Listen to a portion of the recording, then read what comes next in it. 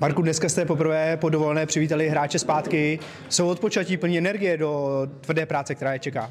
Tak je to pekné obdobie, vždy po tej dovolenke, keď sa kluci tešia, všetci sa tešíme na ten sraz, na tie stretnutia, takže áno, dobré obdobie, kluci prišli vysmiatí po dovolenkách, tešia sa na prácu, začali sme testami, takže áno, hezký deň.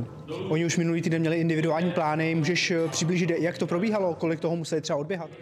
Tak kluci sú navyknutí, že keď je tá dovolenka trošičku dlhšia, cirka viac ako 2 týždne, tak už potrebujú tie svoje tela trošku refreshnúť pred tou prípravou a není toho veľa, sú to nejaké 4-5 dní, kedy sa prefúknú, odbehnú si pár kilometrov, ale nie je to nič hrozné, čo by ako zdevastovalo. Takže áno, na tie testy sú pripravení a môžeme si ich na nich posvietiť, v akom sú v tom fyzickom stave. Jak vypadají ty dnešní testy? Co u hráčů sledujete?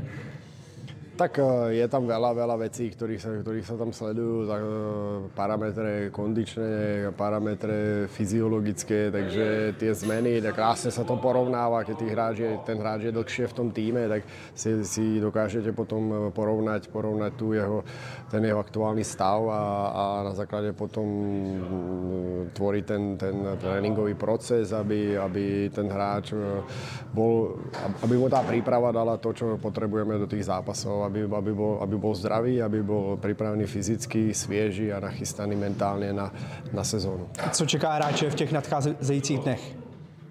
Tak sme v prvom týždni, kedy, ako hovorím, to telo pripravíme na to, aby zvládlo tú fyzickú záťaž. Postupne ju budeme predĺžovať. Dneska majú testy kluci, zajtra máme jeden tréning už na hřišti, potom začneme 2-krát trénovať i v posilovne.